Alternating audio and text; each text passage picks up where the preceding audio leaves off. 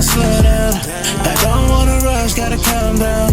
I'm sick of all the games, trying to remember all the names. Baby, when I'm with you, you make everything change.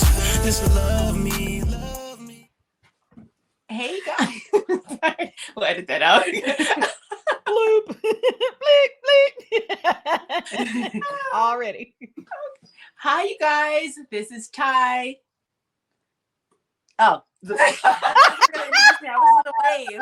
I hate it. I hate it. I just like, you see me? I'm sorry. No, it's okay. You want to start over again? Hey guys, this is Ty and Sabrina Lee. And we are here on another episode of Single Mothers Club. But this time we are so excited for a couple of reasons. One, we're live.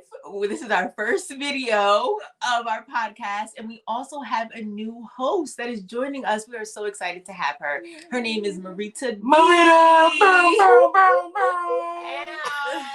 Hey, how you doing? Oh, so beautiful, so authentic. Oh, thank you. To have her with us. I'm happy to be here. Oh, great. So, I guess we can start off with you, Marita. You want to talk about yourself?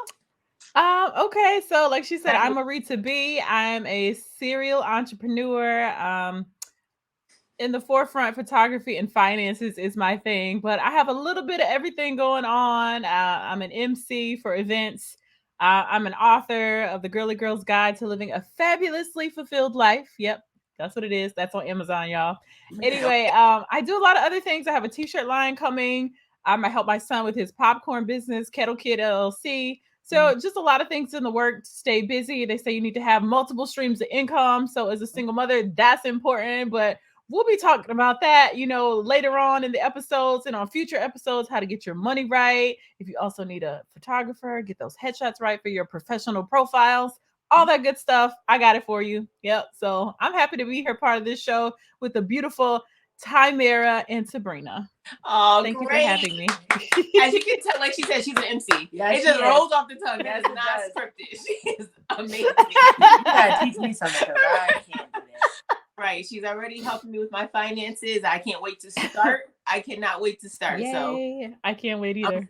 I'm so proud of you being a single mom and having all of those accolades, the book, your photography, and you're opening a new studio. I am. Yeah. At the end of this month, I'll be in my new studio up and running, ready to go. It's a much larger space. I feel like everything is about growth. Mm-hmm. So my current space was really small, but it was enough to get things done.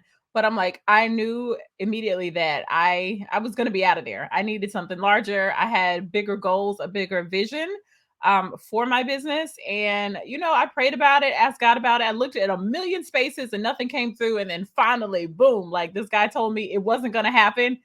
And I made the phone call anyway and got to see this space. And it was the perfect space. Like I just knew it. So God opened the doors and made that happen for me. Congratulations. So yeah, if you guys are looking to do something, just know, even if somebody tells you no, God has the final say in that. I just want to say that.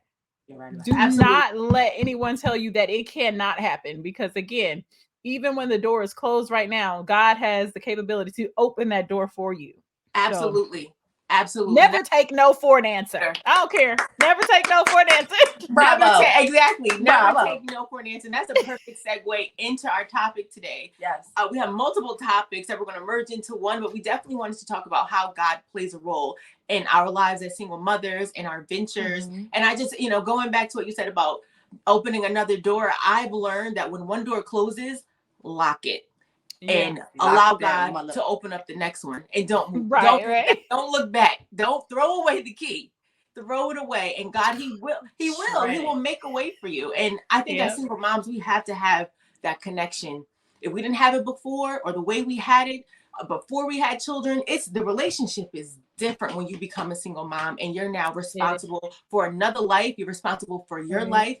You need to have a prayerful life. And I know that for my own personal reasons, but also I didn't realize how many women I was around that were raising our children, raising my friends and my cousins, and they were single moms and they were serial entrepreneurs. They have multiple houses, and they were really successful, really successful. And what I realized is that they were going to church, even if they weren't going to church, they had a relationship with God. They put Christ first, and that's what I've learned. That's what's really been helping me to stay sane, because Lord knows I could have lost my mind. Yes. And I think I have, but He helped me to get it back. right.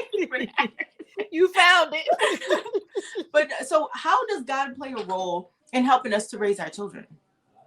What's one thing that we've learned to really embrace when it comes to having that relationship? Well, me, for one, I'm not going to sit here and act like I'm a religious person, because I wasn't raised in the church like probably you guys were. So my difference is that my awareness of that is a little different from you guys. Like my mom always said that, you know, as long as you read your Bible. My mom reads her Bible. She was raised in the church, but she never brought us up in that life. So things were different for us versus most people like you. When you were raised in the church, your mom made sure you guys would go to church, Sunday school. And my grandmother, thank God for my dad's mom and my mom's mom, they brought us to church. So we definitely went to Sunday school. We definitely had church. And it wasn't every Sunday, but it wasn't really a strict household with the religion in my house.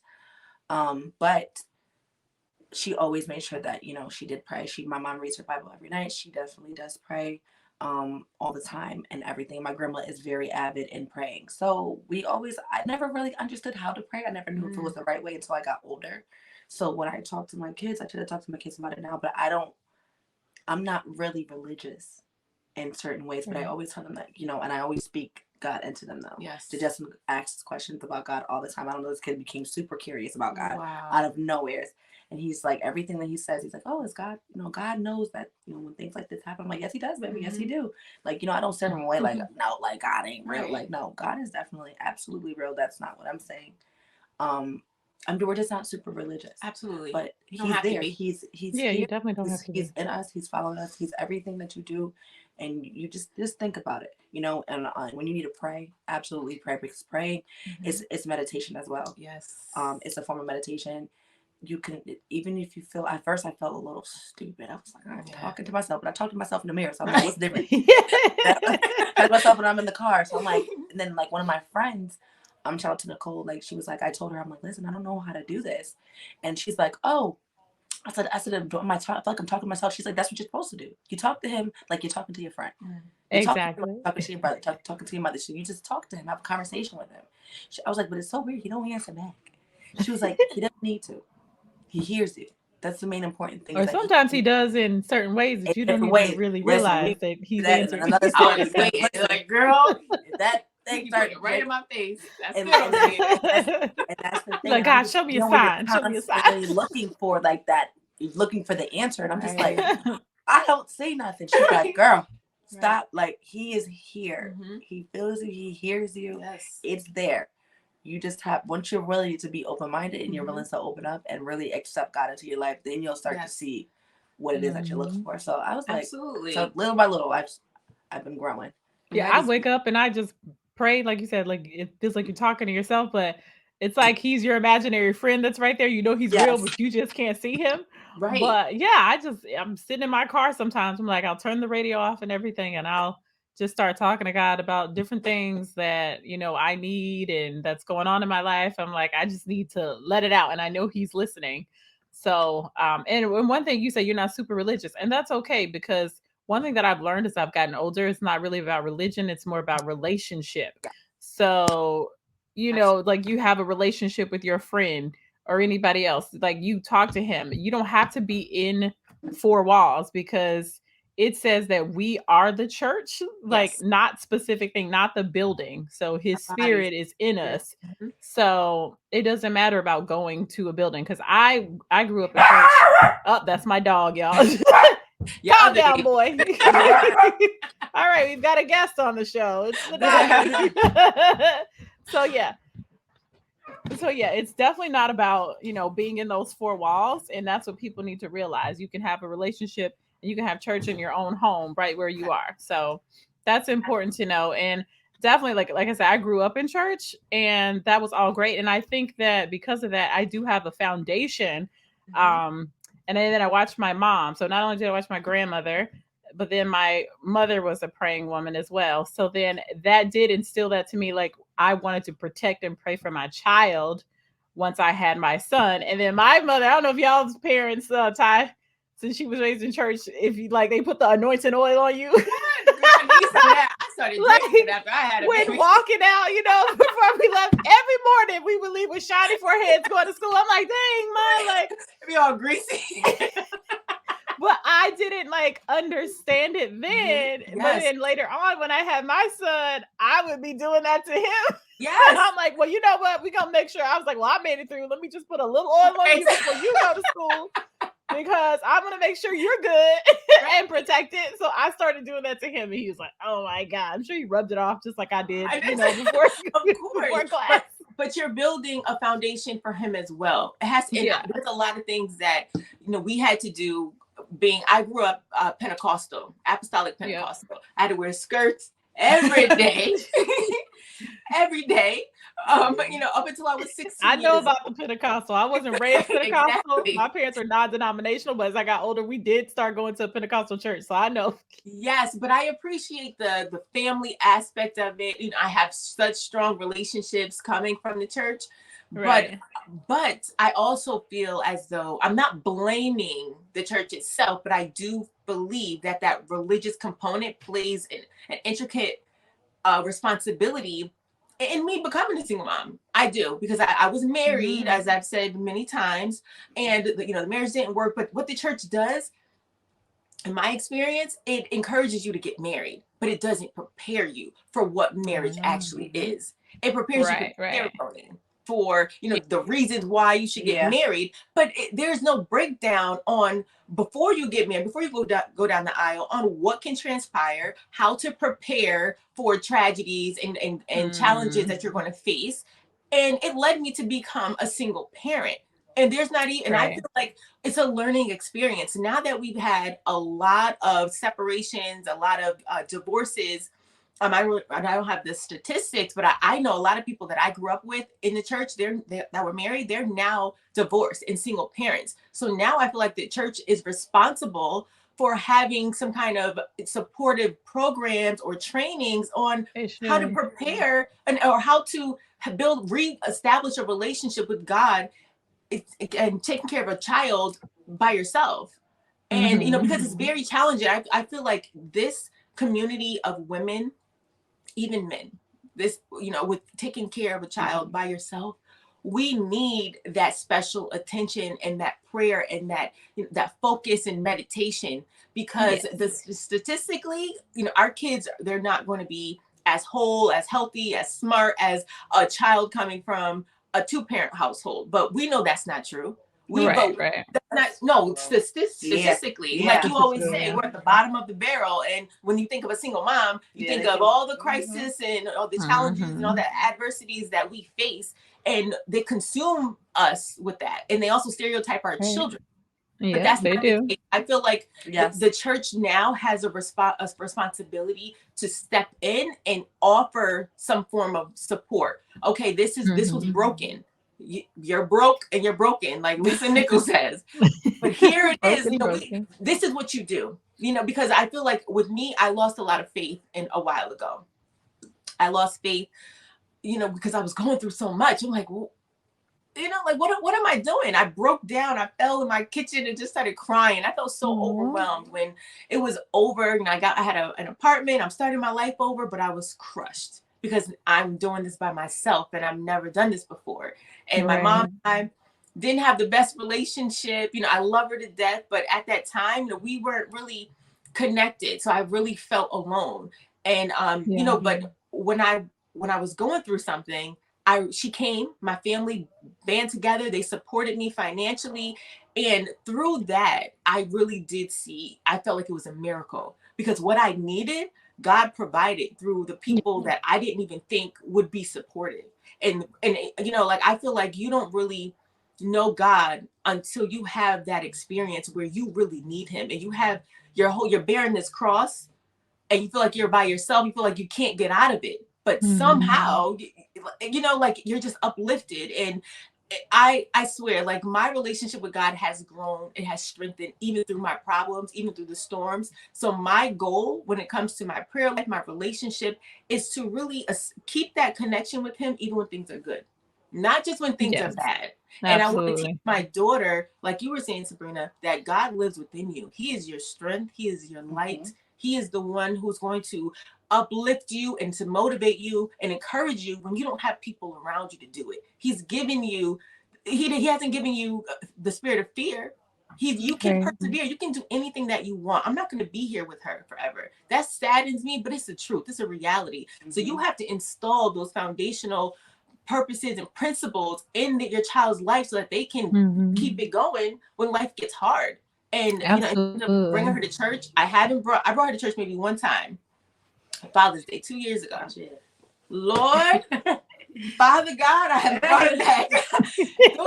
those grandmothers was looking at me like they was looking because she was running around. I said, Callie, sit down. I don't get it. Sit down. She's like, girl, no. So I happened to look up. All the grandmas had their arms folded at me, like, "What you about to do?" I know how to take her to back. I know you about to get her up. Yo, I can't. So I went and I grabbed her. I picked her. I said, "Let's go." And I, had my finger up. I walked right out the door. Went home. I said, "You are not in girl." I haven't brought her back, but I want to bring her to Sunday school. I got to start her off small. Oh, the church mothers will definitely be like, "Excuse you." But it's important for me to teach my daughter how to have a relationship. So I'm going to start off with the books. The Bible books. Yeah. Yep. I used to buy myself all those. And I also remember with my mom. My mom grew up as a preacher's kid. I could just imagine the amount of stress. Oh wow. Yeah. My grandfather was the district elder of the entire diocese. Oh wow. And so that was a huge responsibility. He's right under the district pastor, and they were really good friends. But my mom got pregnant with me at 14, and she was silenced in the church. She had to go in front of the church, tell everybody that she's sorry. She got pregnant. Wow. This was after, I believe, after she had me, because my grandparents didn't know that my mom was pregnant with me until she went into labor. So they didn't know. So that was, my mom had me at pregnant with me at 14, had me at 15. Oh, wow. At 16, she had to go in front of the church. She got pregnant with my brother. Oh, damn. At 18, she got pregnant with my little sister. She had to go to church again and get silent. Wait a minute. Don't judge my They mom. just can't make it and get in front of the church. Oh, Lord. Like, that's what I'm saying. Thing to do. That's what I'm saying. The church. To a young lady. Right. So that's what I'm saying. She can get pregnant as many times as she fucking wants from here on out. Right. It's like, that's just so awful thing to do. And I can imagine the trauma, the embarrassment. Yes. The church has to revamp their purpose. What is the purpose of that? You're shaming her. To embarrass her. And I'm pretty sure gonna stop her the first time. To keep from having any more children. But that's not the way you do it. And because and I'm pretty sure the curtain was unveiled. Exactly. And we knew what you were doing behind the pulpit, Pastor. I don't want to talk about my pastor. Ooh, let's not even talk about the pastors. There's a lot. There's a lot. So us as single moms, we're looked at, okay, so you shouldn't be having sex again with nobody else, so you get married. I'm not focused on marriage right now. I'm focused on being able to raise my child adequately, be financially stable and sound, and raise a child that can be able to live on his or her own as well. Those are the fundamentals that need to be taught when it comes to church as well, because it's an organization, it's a community, and it's supposed to be our safe haven and a supportive service to our community. So the church has a responsibility, I think, in helping us to raise our children, because I agree. They play a role in our separations and our divorce. That's just me. And if they want people to stay married, then they should teach us how to be married and how to have a great relationship with our partner through the good and the bad. Because like you said, the church is just like, don't have sex before marriage. Make sure you get married before you have babies and all this stuff. But again, if you tell us all that without the other part of it, when you get married, this is what marriage is like. This is what you could go through. That's why I feel like counseling is definitely super important. With your pastor or a therapist or anything too, before you say I do. Like, Make sure we're to both go through all of the steps. Like, I've never been married. I've been close to getting married. And then thank God, like, I almost married my son's father, but God knew best. Yeah. So I'm He like, coming of the course, right like I wanted to be, I didn't grow up in a single parent household. I had both of my parents, but just because I had both of my parents, like I felt like that was the most dysfunctional family ever, just to, to say. But and my mom was always like, make sure you get married before you have children and all this stuff. And I wanted to be married. Like that was the goal. I was like so in love with my son's father at the time, but then some things just got in the way. And I just thank God that I feel like that was the best decision because we're in two different places. And looking back, if I would have married him then, I just felt like we would have ended in divorce anyway. So that's not what I wanted to do. I'd rather have just raised him by myself as a single mother than to rush into also a bad marriage at the same time for only us to be divorced later. Like, no. Right. When I do get married and, that time comes, like, I want to stay married. Like, I do. Absolutely. So I want to and relationships by itself are hard. So, yes. Right. I'm like, okay, God, like, I'm not going to rush into anything. You lead and guide me. You let me know if this is the right person, to marry, because I don't want to rush into anything and want to kill somebody later. Okay. Absolutely. And I feel like our prayers will have changed after separation, after becoming a single mom. Your prayers definitely change for the relationships that come in your life, not just an intimate relationship, your friendships, your circles, the people that you run into, the people that your children run into. You go into a protected mode where you're asking God to watch over your kids when you're not around, because it's very serious. They can get on the bus and you don't know if you're gonna see them again. So my prayers for my daughter, as we were talking previously, it's become more meaningful and more heartfelt than anything. I want her to be protected. I want her mind to be protected. The decisions that I have made, it has affected her in ways. And I'm asking God, to help me to forgive myself, because I've noticed that that's been the hardest thing for me as a single mom, is to really look in the mirror and forgive myself, to say, I forgive you for allowing this to happen. I forgive you for allowing your child to see this, that, and that. It's been so hard for me. It's still a work in progress for me. Yeah. I can forgive other people, but when it comes to me, because she's my responsibility, my life is up to me. But I didn't really understand that until now. I didn't realize how codependent I was on my ex-husband for everything, because I didn't have to. But it just because you're with a partner that takes care of you, you're a kept woman, you work because you want to, not because you have to, you're still responsible for yourself. You don't know where your life is going to end.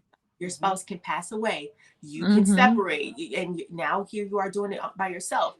So not that unpreparedness for me personally has really affected my parenting. It's brought my daughter and I together. I've learned so much, and that's what I'm focused on. The growth that I have, but I'm still working on forgiving myself, because that's my baby. And I want her to always know that no matter what I did, mommy wanted to protect you, but you were raised during the time when mommy was growing. She was raising herself. My daughter really birthed me. Having her has shown me so much about myself. And it's also showed me my capabilities. I'm so inspired. And even, having these business ventures with starting a candle line, working with you ladies on Single Mothers Club, it's brought so much light and life to me that I cannot wait until we're able to really show this and allow this to grow and our kids benefit from it, so they can see what we were doing, the strength that you gave me. This is why I'm doing it. So I found so much joy, and which is resisting the pain that I feel. I feel so much joy with doing things that I love, and that's why it's important when you work and you do something that you love doing, that inspires you, because no matter what is going on in your life, you're going to keep moving. You have that motivation. You're not always going to have someone there to encourage you. You have to encourage yourself, and that's when God kicks in. That's when that spirit kicks in, and he gives you that, I call it the little reserved energy, that when you feel completely drained, you have that reserved energy to reignite your spirit. And that's how I feel. I'm running on a reserve, but and I'm just going to keep trucking. So my prayers, my relationship with God, it has increased more because I need him. And I realize that no matter how much money I have, how much success I have, it's because of him. So he will always, forever be at the forefront of my life. Yes, and, yes. You know, so it's been an experience. Learning. Hold on, check your phone. Okay. Are you leaving? Sorry, guys. Are you leaving? No. Oh, okay. All right. So no, I think there's so much I can say about that. Oh my gosh. Absolutely. So you know, it's not just us. We do have parents. Not parents. We do have our child's father who they're in our lives. And you know, so what are some of your relationships with your child's father? How has that experience grown? I know mine has, and I've talked about it previously. Mine's has definitely grown. At first, I couldn't stand him. Like when we split up and I was on my own, because just like you, Sabrina, even though we weren't married, we did live together, and I was relying on him for everything, you know, in that relationship. So I didn't even think I could pay like my own rent by myself. I was just like afraid, because I went from living with my parents in Mississippi to then moving to New York. Like I had lived in a room with roommates for maybe a couple years. And then we met and he started taking care of all my stuff, all my bills, everything. So I definitely became like dependent upon him to basically take care of me. Like my mom was being taken care of, even though we weren't married. But he had way more money than I did. He was a successful entrepreneur. So I'm like, oh, okay, cool. And like he was just like, I got you. And I thought we was gonna be together forever. So I'm like, all right, you know, he's got me. And then when things started to turn and we eventually decided to like break up, he kept the house. We had moved from New York. I was living by myself when we first had the child in New York, in the Bronx. And then we ended up getting a house together in Connecticut. And that's how I came to Connecticut, because I never thought I would be in Connecticut, but he was like, are you coming? Like, I'm like, of course, we just had a baby. Like, what do you think? You'll leave me here? So we were good still. And then when we, maybe a year into moving from New York to Connecticut, that's when things started to turn. And then I'm like, okay, we have a house together. We have all this stuff. And I'm just like, now I've got to move out and get my own apartment. Thank God. Like I ended up getting a job. Because at first I wasn't working either. I didn't work the whole first year my son was born. Like he took care of everything. But when we moved to Connecticut, I ended up getting a job, like an office job. And, you know, I was like making okay money. So I was like, oh, shoot, like, how am I going to pay for an apartment now? Because he was like, listen, I'm going to sell the house and everything. And so I had to like make decisions. I had to just like move. But I was in like a town called Waterbury. And then my job was in New Haven. So that's about like 30, 40 minutes away. Yeah. So I was just like, okay, I'll move closer to New Haven. And then I moved to Hampton. I found like a small apartment. And I remember, it's so funny looking back now, because my rent was like $750 a month. And I thought that was a lot of money. Like, yeah, I thought that was a whole lot of money. For that to be my first rent, I was like, how am I going to pay $750 a month? Plus I got to pay the utilities. Plus I have Trent. Oh my gosh. Like, I was really like, oh my God, what am I going to do? Mind you, now I have a mortgage just over $2,000 a month. And like, but it's funny looking back, like to how far I've grown and, you know, but I was like, what am I going to do? Because again, I was so dependent upon him. He even like put oil in my car. Like I didn't have to wash my car, like nothing. Me too. So I was really like, I don't know what to do with the car with the lights on or nothing. Right. I didn't pay attention. And before then, my dad's a mechanic in Mississippi. So he fixed my car. So I've never had to experience anything. So it was really like an eye opener. And it forced me to grow up, you know, and become an independent woman. You hear women saying it. But I was like, I was not independent. I was like, and when all the other women was hollering about, I'm an independent woman, I was like, I'm not trying to be an independent woman. I'm good. He's taking care of me. I'm fine. I do not want to do what the men are doing. It's fine. It's okay. Exactly. I will stay home and take care of my son. but it cripples you. Like that's what my ex-husband was doing. I think they do it on purpose, and I think they find things that they know you don't really want to do, and they just do it so you don't go anywhere. I never put gas in my car, and then I would have money left in the car for me so I can go out for the day. I'd have shopping sprees. I'd be able to go on trips. I hated that. He didn't want to go on trips with me. I'd be out. But he's, so I like you said, you were so spoiled, and I just really felt like it crippled my growth. I didn't feel like an independent woman. I felt it does.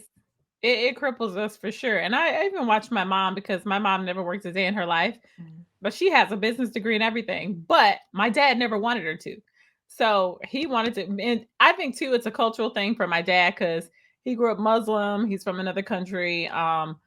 And the thing with that is, like, they don't respect women where he's from, So that's why, like, I knew that that's because of his upbringing, why he treated my mom the way he did. He definitely kept her, like, on a leash. Like, he gave her money, he had her car, she could do what she wanted, but then he still controlled, like, a lot of her moves. And I knew, though, then growing up, I didn't want to be exactly like that. I was like, I knew that I needed to do things on my own, because I never wanted a man to be able to, like, have so much control where they can take things away from me if they weren't happy with me at the moment. And that's what my dad did. Like, he was like, oh, who bought you that car? Oh, who bought you those clothes? Well, then give them back. Like, he would, like, literally do that stuff. My dad had 4 kids. They've been married so long, but he still controlled her. And so I thank God that, with the experience with my son's father, like, I could have been in that same situation, even though I grew up seeing it and said I didn't want to be, but I was kind of like following in the same path. So if things didn't take that turn for the worse in our relationship, I could have possibly been the same way. So I feel like things turned out so much better for me, because I needed something to, like, break that cycle and get me out of that same rut that my mom was in, because I was comfortable at the same time. I wasn't necessarily happy, but I was comfortable. And so I never want to be in a comfortable situation just putting up with somebody just because. So I'm so glad that I was forced to, pay my own bills, my own rent. I had to even get another car at one point. Like, there was so many things that I was really becoming more responsible. I was growing up. Right. And again, like, I was crippled. You were crippled, Ty, so we needed something to break us out of that, because there's so much more that we have to offer as women. And we didn't even know our own potential. Now we're raising our children. Like, what are you teaching your daughter? You want your daughter to see, like, yes, you can be a strong woman, a strong mother, even if you're married or not in a relationship or whatever. Let her know that she can be strong regardless of who's in her life. She can take care of herself. You want to show her that. And I want to show my son, whether you have a woman in your life, be independent, know how to cook, know how to do things on your own, wash your own clothes, do your own car, pay your own bills. Nobody can hold anything over on you. And we are the ones that have to show our kids this. We set the foundation. Right. And I even, I don't have a son. I have a godson. So I do have a son, my sister's son. I think it's important for us, going back to what I was saying about my ex-husband and also, your ex-boyfriend, how they would take care of us. They would do certain things. They're also taught to do that, the chauvinism. And we always saying we don't want chauvinism to be dead, or it is dead and it shouldn't be. I think now, we're more enlightened. We need to teach our sons how to still, be.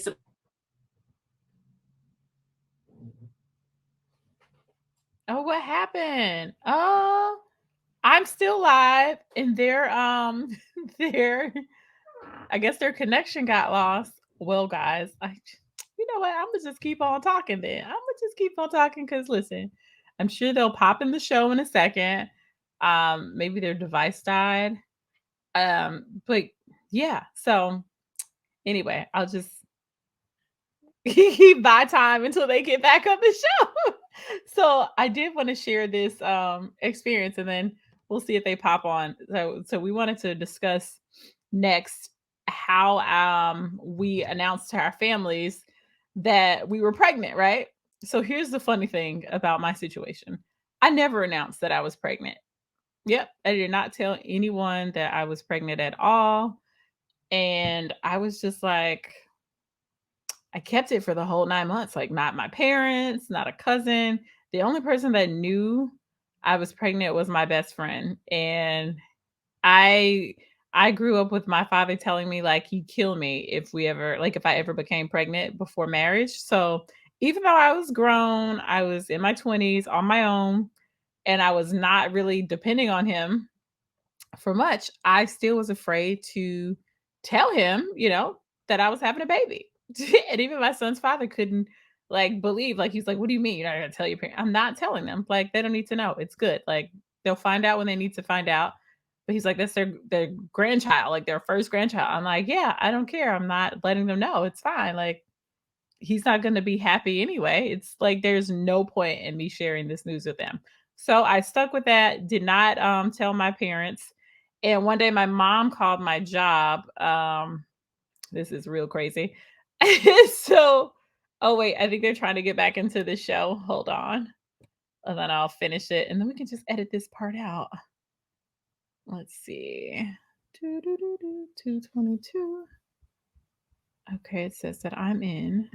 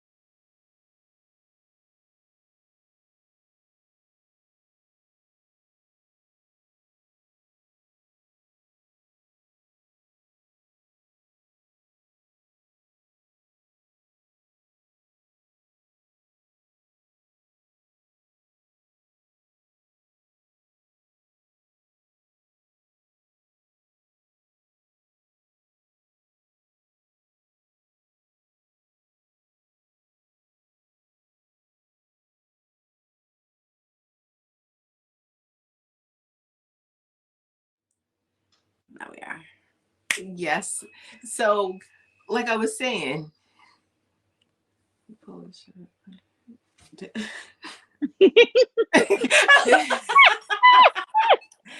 We had a little technical difficulty. like I was saying, I will pull it up, but we're talking about how important it is to raise our sons to be supportive and to be a gentleman to women, but we also have to teach them standards of what to look for in a woman, because you don't want a woman who's too codependent, because Right, she's going to be able to do things on her own. But we were also saying how it's kind of counterproductive, because I felt like my ex-husband, he was being a gentleman. He was taking care of everything that he needed to. But in hindsight, it was making me weaker by being so dependent on him. So now we have to look at, channel different ways on how to tell our sons what to look for, what our children to look for in a relationship, and really encourage our daughters, our nieces, the young ladies in our life to have that independent spirit and mindset, to know that no matter how great this relationship is, I still have to be able to do this on my own, whether I have children or not. I have to have that financial responsibility and that mindset, and just, to do things on your own. But make sure it's done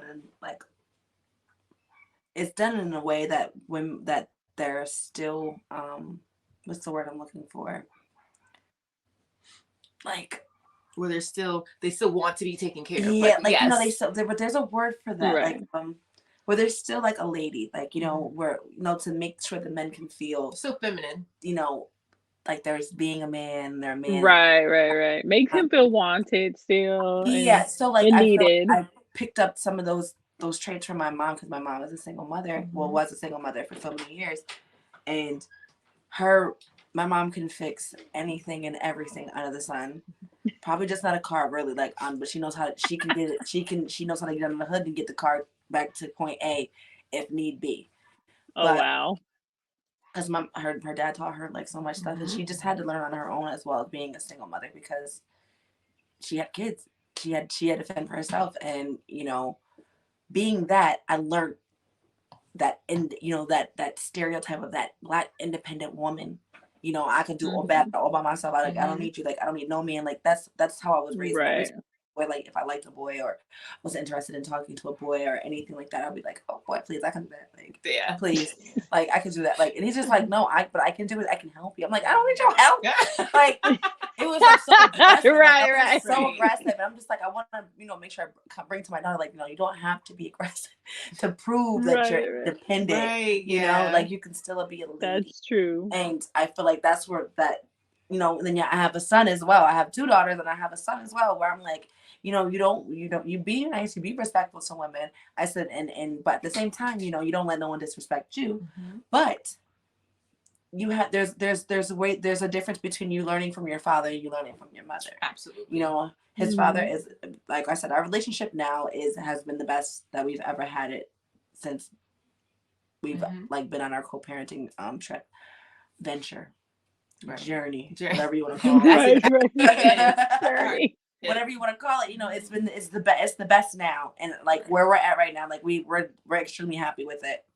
Good. And because the friendship we once had growing up and in high school, we've been friends since middle school, so us having that friendship and dating, like we're kind of getting back to that, and I'm like totally fucking feeling the shit. I'm like, yeah, I love it. Right. So and now us, we have a son to raise. So I'm just like, telling him, like, listen, don't get upset with, like, don't tease him about him kissing his mom, because now he doesn't want to kiss me. Oh.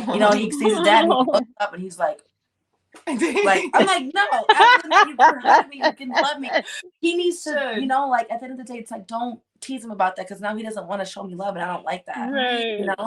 I don't want him to do that, like, when he does like someone, to not show affection when you like someone, like how that growing up, like oh, the boy hits you, soft or something. Yeah, right. Like, that's bullshit. That is bold. Like, it is. If he hits you, he likes you. No, he's a jerk. Yes, and exactly. I need to talk to his parents. And I'm about to hit you back. Right. Why? Like, well, you hit him back. We I'm don't like, teach them. Like, it's a different from then versus today's time now. It's totally different. The awareness, totally, and sensibility around being gentle. Like we don't teach Yes. we teach our children, our daughters, how to be feminine, how to Mhm. raise a child by giving them baby dolls and how to be Yes. nurturing. But what about the son? Don't we have to? How do we teach him how to be nurturing and caring? Because Right. he may have a child. And I let him play with Adri's dolls and stuff like that. Teach him how to exactly. He would definitely would smash him around her, but like, listen, we were learning how to Right.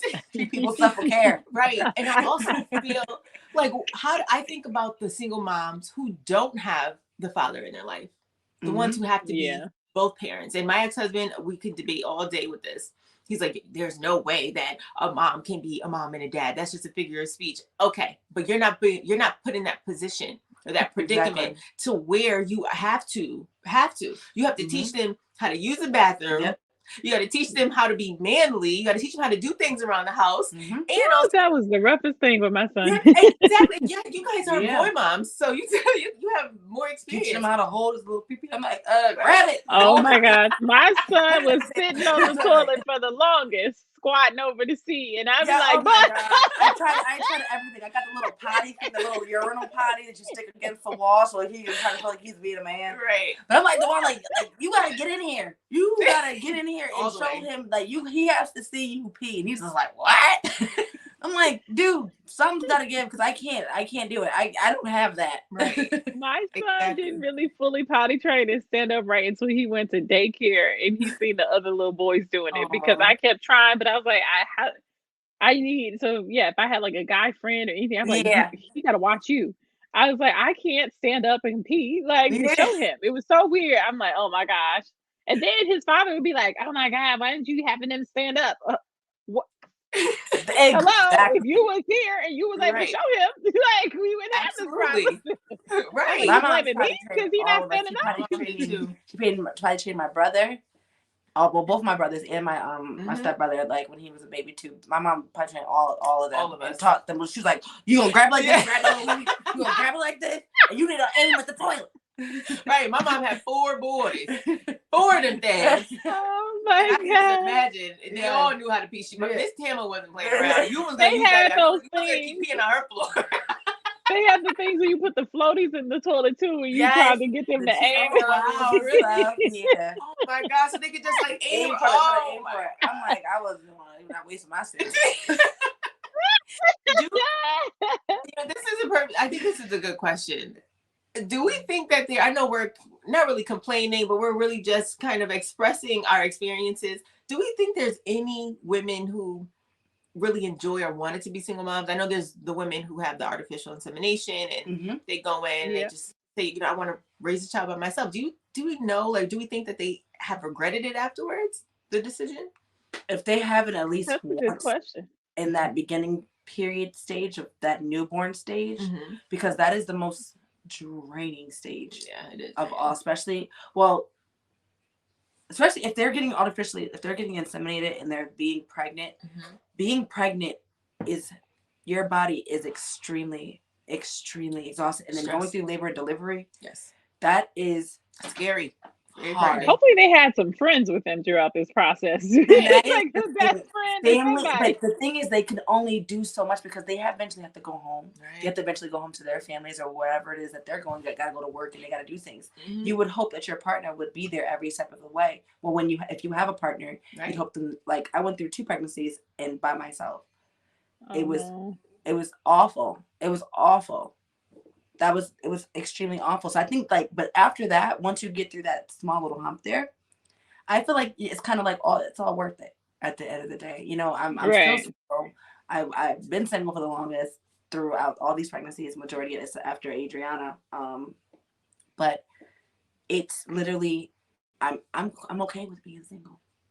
I'm okay with it. Like I'm totally like, of course, I would love to go dating. I love to do that, but at the same time, I'm really standoffish when it comes to dating people, because I'm I know what I'm looking for, and I don't want my time. I ain't got no time. I'm wasting my time now. Right. Oh, you talk to people and like, oh no, I know exactly what it is that you're looking for. I know exactly what it is that you're looking like. The person that you're looking for, and this and that. I'm down with this. I want to do that too. And also you just want to become so consumed in what it is that I want to do. But it's like, what do you have going for yourself? Right. They gotta have. You don't have any goals or aspirations in your life, and it's just like, ugh. Right. I remember on the dating app, I was like, so what do you do He was like, "Oh, I just work." He was like, "Maybe I'll play basketball after, nothing." No, so goodbye. What do you mean you Yeah, don't if do a guy's it? not busy like me, like, no, I No. never it's hard to date a regular guy that works a regular 9 to 5 job and that doesn't have like other goals that they're working on, passion projects, something. If they're just like chilling and waiting for you, they're like, you too busy. You got too Yeah, much going right, on. Oh, can we have our time? I'm like, I'm trying to work. I'm trying to do my right. business. I'm trying to like, oh my gosh, do this with my son. Like, I never have time. So that's been the complaint. Like, thank God, like I've been with my boyfriend now for a year. But I was like, oh, if we ever like were to separate, I'm going back to I'm staying single. Like that's Right, it. I'm right. like it's too That's where much I'm at. trouble. But how do we think Yeah. that that affects our children? Because I know for me, and that's what I'm learning to just be more compassionate and really open and focused on how all of my decisions, even my pleasures, I may like this, but how does it affect my daughter? And I know personally, my daughter would say to me, "Mommy, I want a family." And I'm like, "I am your family." "No, it's just me and you, Mommy. But I want a Oh, family. I want siblings. I don't want any other kids. And this works for me having one child, but my decision, it's hurting her little heart. But when she gets older, she'll understand. She has older sisters who live in Jamaica, but they're grown, and yeah.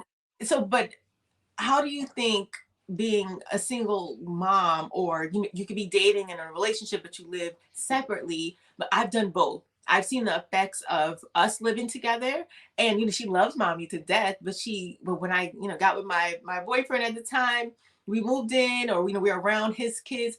She said, "Mommy, we have a family. I'm so happy." And I just Oh. how happy and warm that made her. So like, how do you think Mm. it affects your kids? Even though we're happy with being single, but what do we think? How do you think they feel about it? Well, I think our view's kind of out. I want to know if Sabrina's kids have said anything to her because I know my son has. Well, But mine just chimed in just now. She said Yeah. she's good with her little family right now. oh, No, this I think this died. Oh, okay. Yeah, so we're out of light. We're out of good light. That's fine. Um, Oh, Adri, I Yeah. think that made mommy feel good saying that. both of them have always been, because it's always, well, with Adriana, it's always been me and her. It's always been me and her, and then me, her, and her brother, and then I never dated anyone. I never brought anybody around. I brought someone around one time, and then that didn't last long at all. And she made like seen them like once or twice in the passing, and maybe like getting a ride to go pick up food, and that was about it. Like I don't really trust anybody around my kids. Yeah. So not for anything. It's just like I just don't want them into attach. Exactly, children, especially when they're super young, they become very attached to people. So I try to be very protective of that. But other than that, I think it hurts them more when someone else tries to come into the picture.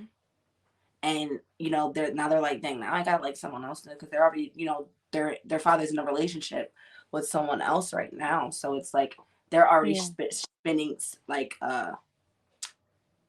sharing his time with someone else and her kids. Yeah. So they have split time right there. And then like, I remember like a couple of years ago, Adriana mentioned it to me. She's like, I like now when I was in the relationship with Kaylee's father, she's like, well, now, I was like, well, how do you feel about it? And she's like, well, now I have to share you now. Like I was like, it's a little selfish of her. But but I was like, okay. I was like, all right, I understand. Right. I said, yeah, I know it's been me and you for the longest. I said, but at the same time, I was like, Mom, gotta get back out there. I'm like, this is someone that it's not a stranger. Like, him. He's not a complete stranger, but you're gonna get to know him in a different aspect. But I just felt like he never really tried to open up to my kids and really wanted my kids around either. So I'm kind of glad that it never took to them. It's very important, and it affects the relationship ends. Yes. So it didn't affect my kids. And they couldn't wait. How about you? No, a guy has to accept the whole package. He has to, if he knows he's dating somebody with kids, he has to talk to your kids too and interact with them at some point. So at first you may not, because you two are just, entangled and getting to know one another. But at another token, like he has to then make effort to like speak to your child, and if y'all are hanging out, I watch to see like how they interact, with my child as well, because that's important, especially if he's going to be around for the long term, Yes, So yes, absolutely. That was important for me. My daughter, the experience that she had, she really felt like she had a family, and he was great. And he was great, and with taking care of her and watching her. And it's that trust for me that you have to be able to trust that person with your child while they're there and while you're not there, and not just. You don't want just the look like, oh, we look like a beautiful family. No, is my daughter safe? Is she happy? Yes. Can I trust that nothing's good? Like we're safe with you.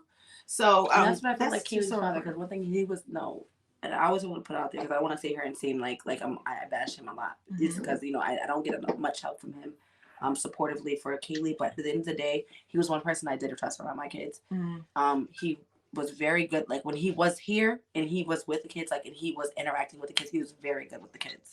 Yes. But he has a lot of trauma that he's dealing with too. So his emotional support isn't always there 100%. His sincereness isn't always there, like the compassion and stuff. He has another child with another woman before he has a son, but it's before me and him. So like at the end of the day, it's like you have to have that trust. You have to have that trust. Yes. I was friends with him for so many years before we started dating. And I'm a big advocate of being friends first. But sometimes I feel like it hurts it because you can never go back to just being friends. But at the end of the day, me and my first kids, me and their dad finally got there. But at the end of the day, it is a process. But you have to trust them because that is the number one thing. And I know you women, you can feel that in your heart when something is just not okay. Absolutely. You can ask God. Definitely. Like we're talking in the and beginning. you have to pay attention to those signs. Yes. Yes. Absolutely. There's No always matter signs. how much you're like, oh, it's going great. Nope. Always signs. I don't care what nobody says. Girl, them red flags, my flags was on fire. And I still act like I didn't see it. Within your relationship, right? Yeah. Yes. And I just feel like that comes around full circle. God is at the forefront. Yeah. Of everything, every decision, and to protect our children, to protect our heart and ourselves. Our journey is predestined. Wherever we're supposed to be, we're going to get there. But it's our choice to decide which direction we're going to go. And sometimes we take the hard road because we're learning a lot. But I'm different from people. If I had the opportunity to go back and change things, I would. If I am supposed to be at a certain destiny, no matter what, I wish I would have listened. I was very rebellious. I wish I listened more. But this is, I've learned so much, and picking myself up, I'm growing, and I'm taking God with me. And that's my mindset now. I can't do nothing alone. I tried to do it alone, and it didn't work. It really didn't. But God is like, now try me. Try this. Hey, right, okay. Exactly. You did it your way. Now try it my way. Absolutely. But every decision we make, let's just keep our kids first. Hold on. Keep our kids first. So I think this episode, this conversation was it was really heartfelt and meaningful for me. Like it kind of just warmed me up. Just want to go hug my baby now. I want to add this too. Like my son, for years, he'd be like, "So when am I gonna have a sister or brother?" I'm like, "But you have one," because like his father is married now. You know what I'm saying? And they have a child. So when he's like 4 or 5 now, I think. But I'm like, "You have your brother." Like he's like, "That's when I go to my dad's house. I don't have one when I live here." And I was like, "Yeah." I was like, well, mommy hasn't found anyone to have a child with, and I'm still not married now. And I was like, but for years he'd be asking me, like, I felt bad, but I'm like, I'm not just about to go ahead. I told him, I was like, I can't go out and just have a baby by anybody. And I can't just go pick them out from the store. Right? Is shop closed? I don't know. Like, it's all for it really depends, to be honest. It really depends, to be honest. And I said, and if I did, I was like, by the time that happens, you'll be moved out and gone off to college and won't even be thinking about a baby. So you're not going to be here to help me. You know what I'm saying? So I'm just like, Now he's like, okay, whatever. But for years, that was his thing. Yeah. And I knew that like he wanted somebody to like be here on a consistent basis. Like he would say little things, and then I didn't even know that he was really even paying attention to like certain people, because I wouldn't bring a lot of people around him. But then if I never brought him around again, if he did see someone, he's like, "Oh, that didn't work out either, did it?" Right. And I'd be like, No, they're very. It's like and mind then your like the older business. he got, right? And I was like, "What? How very dare you?" observant. Yeah, they are. They are very. You got to watch what you say in front of kids. Like, oh my god, I would be having conversations in the car with my girlfriend and forgetting that he's in the back seat.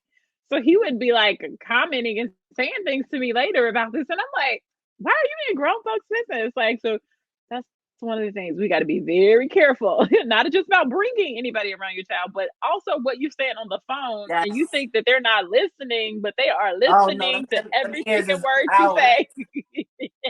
Callie, she no jokes. Like, you about to get in trouble, mommy, because I said, I'm like, I wasn't even talking to you. I forgot you was back there. When they're quiet, that's how you know they're listening. I know. And she can't write yet. Well, she could write certain words. She can't really form her whatever. sentences. She knew what she wrote down, and she remembered everything that I said. And she knew what she wrote, and that was all that matters. She's taking She is short-handed. Dr. Callie. Oh, well, this was great. I'm looking forward to our next episode. You ladies are so lovely. This is such a great conversation. Welcome again, Marina. Welcome. Thank you. This was fun. This was fun. Single Mothers Club out. Deuces.